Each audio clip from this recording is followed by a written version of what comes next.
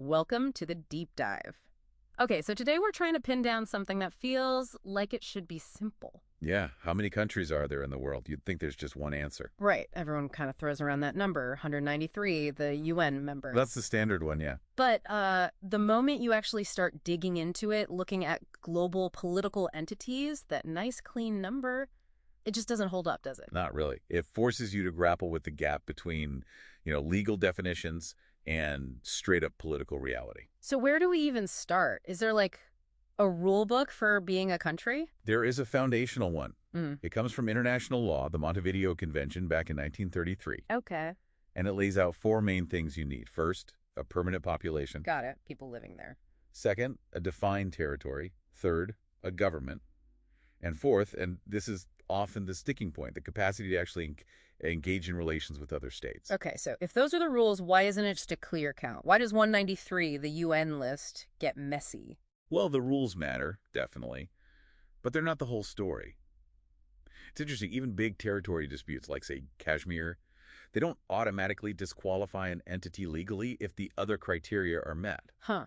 So it's that last one, the capacity for relations. That's usually where the problem lies, that capacity bit. Wait, so if a place has the people, the land, a government running things, how can another country's opinion just cancel out its legal capacity? That feels weird. And that's the core tension. You've got two competing ideas here.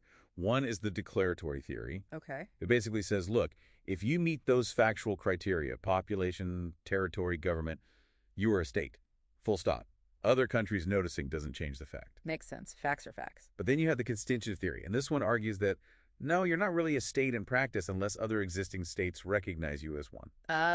So recognition is essential for this theory. Exactly. And it's the lack of that widespread recognition that often kneecaps that fourth Montevideo criterion, the ability to actually conduct foreign relations. That's why the sources we looked at break things down into 4 tiers. It helps make sense of the different levels of legitimacy. Okay, let's break that down. Tier 1. Tier 1 is your baseline, the standard answer. Yeah. It's the 193 UN member states that pretty much everyone agrees are sovereign states. Right, the ones with seats at the UN General Assembly. And quick side note, on sovereignty, it lets you do things like change your own name, right? Absolutely. It's a core sovereign right. We saw Turkey officially become Turkey recently in 2022. And Swaziland changing to Eswatini back in 2018. Precisely. That's just exercising national sovereignty. But you said even Tier 1 isn't perfectly straightforward. Well, UN membership doesn't always mean stable, uncontested governance on the ground. Think about Afghanistan or Myanmar right now. They still have their UN seats. But the UN itself is kind of deferring judgment on recognizing the current regimes that took power. So the representative from the previous government might still be the one formally recognized at the UN. Wow. So they're recognized as states externally, but internally who's actually in charge is contested, even by the UN. Exactly. That shows internal fractures. Right. But then you move to tiers 2 and 3, where the contestation is more external. Right. So Tier 2. Tier 2 is pretty small. It's just the 2 non-member observer states at the UN. You've got the Holy See, which is widely recognized globally, Vatican City, yeah.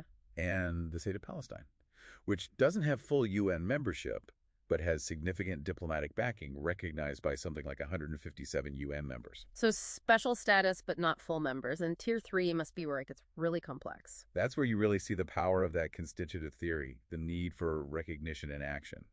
Let's look at 2 very different examples to see the range. Okay. First, Taiwan, officially the Republic of China, or ROC. Formal diplomatic relations. Yes. Only with 11 UN members, very few. Right, because of the PRC's position. And this is crucial, Taiwan has huge, extensive unofficial relationships. Trade missions, cultural centers that function like embassies with like 59 countries, including major powers like the US, the UK, Germany. So practically speaking, economically and functionally, it operates like a state on the world stage, even without most formal diplomatic ties. Exactly. It's found ways to overcome that political isolation.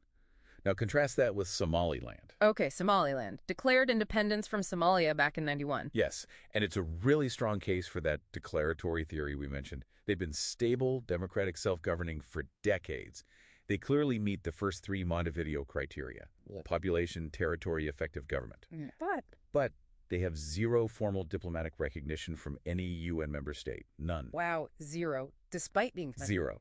So here, political reality, the lack of consensus for recognition, completely blocks their ability to engage internationally as a state, even though they arguably meet the factual requirements. It shows how powerful that need for external validation can be. That really highlights the difference. Okay, what about Tier 4? Tier 4 is sort of a catch-all for everything else that needs tracking. Non-sovereign territories, dependencies, Hmm. think Greenland, French Polynesia, American Samoa, places like that. So, not independent countries, but distinct territories with their own governance to some degree. Right. And they matter. Why stress this tier? Because if you're looking at things from a data perspective, like global statistics, trade figures, stuff the CIA World Factbook tracks, you need to include these entities. The legal count of 193 just isn't enough for a full picture. Ah, I see. So when you add all these functionally distinct places, the number gets bigger. Considerably bigger. You end up with around 254 distinct entities that are tracked for statistical purposes. Okay, so let's wrap this up. What's the main takeaway from all this? I think the core point is that there's no single correct number of countries. It's really a spectrum. It entirely depends on your criteria. So are you looking for strict UN-recognized diplomatic legitimacy? Then it's 193, maybe plus the 2 observers. Right. Or are you interested in geopolitical realities, the flashpoints? Then you have to include places like Taiwan, Kosovo, Somaliland, these Tier 3 entities. And if you need comprehensive data for policy or economics, Then you're looking at that much larger number, around 254, to capture all the governed territories.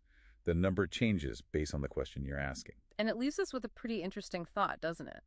The fact that recognition, like we saw with Kosovo, can be given and then taken away, Yeah.